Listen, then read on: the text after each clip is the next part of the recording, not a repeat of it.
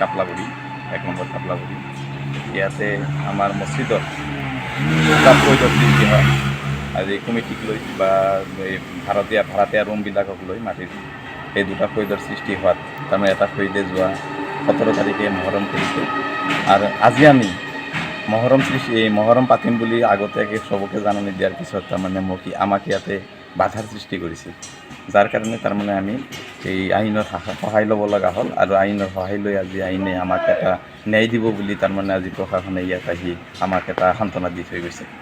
বাধা দিছে সেইটো আফজালুৰ ৰহমান সেইটো ফৈদে বাধা দিছিল।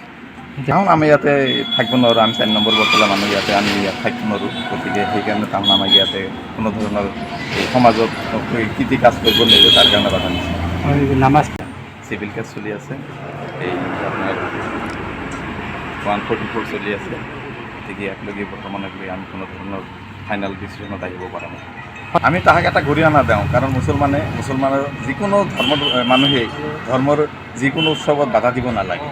আমি সেইটো তাহাক গৰিহণা দিওঁ, কাৰণ মানুহৰ মানৱতা কাম কৰা নাই। কিহৰ কাৰণে বাধা আহিলে তাহোন ভাবে যে ইয়াতে আমি দখল কৰি ল'ম সেইটো বুলি ভাবিছে, কিন্তু দখলটো সকলোৰে কৰিব। মুছলমান মানুহ গোটেইকেইটা ইয়াতে এটা একত্ৰিতভাৱে এটা একত্ৰিত বান্ধোনত থাকিব লাগিব, তাৰ কাৰণে আমি ইয়াতে থাকিব লাগিব। আপুনি মই নিজে গঢ়াইছোঁ। মই 2019 চনৰ পৰা মই মছজিদটো গঢ়াই 2021 চনকলৈকে প্ৰায় ক্লিয়াৰ কৰি আনিছোঁ। অলপ বাকী আছিল, সেইখিনি বৰ্তমানকলৈ ক্লিয়াৰ কৰিব পৰা নাই।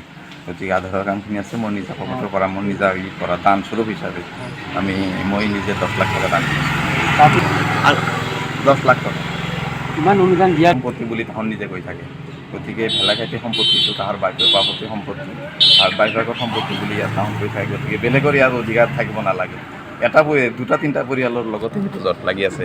এটা পৰিয়ালে 4টা ৰুম লৈ, এটা পৰিয়ালে 4টা ৰুম আৰু এটা পৰিয়ালে 3টা ৰুম লৈ তাৰমানে ইয়াতে যিখন বিশৃংখলাৰ সৃষ্টি কৰিছে, 14 মাহৰ ভাড়া নিদিয়াকৈ বিশৃংখলাৰ সৃষ্টিটো তাহোন কৰিছে।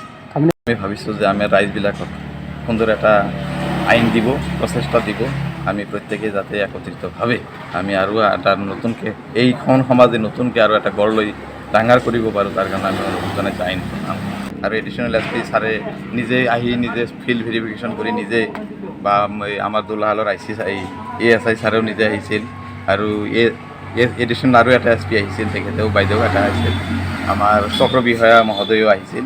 গতিকে তেখেতসকলে আমাক এটা ভাল আশ্বাস দিছে যে আপোনালোকে ইয়াতে সুন্দৰভাৱে ইয়াতে আপোনালোকৰ পৰ্বটো পালন কৰক, যাতে কোনো ধৰণৰ হাই কাজিয়া নহয়। আমি একেবাৰে লাজ লগাইছোঁ এইটো একেবাৰে লাজ লগা বুজিবে, যাৰ কাৰণে আমি তাৰমানে আজি প্ৰশাসন আনা মানে কি এটা পবিত্ৰ অনুষ্ঠানত যেতিয়া প্ৰশাসন আনিব লগা লাজ লগা কথা হয়।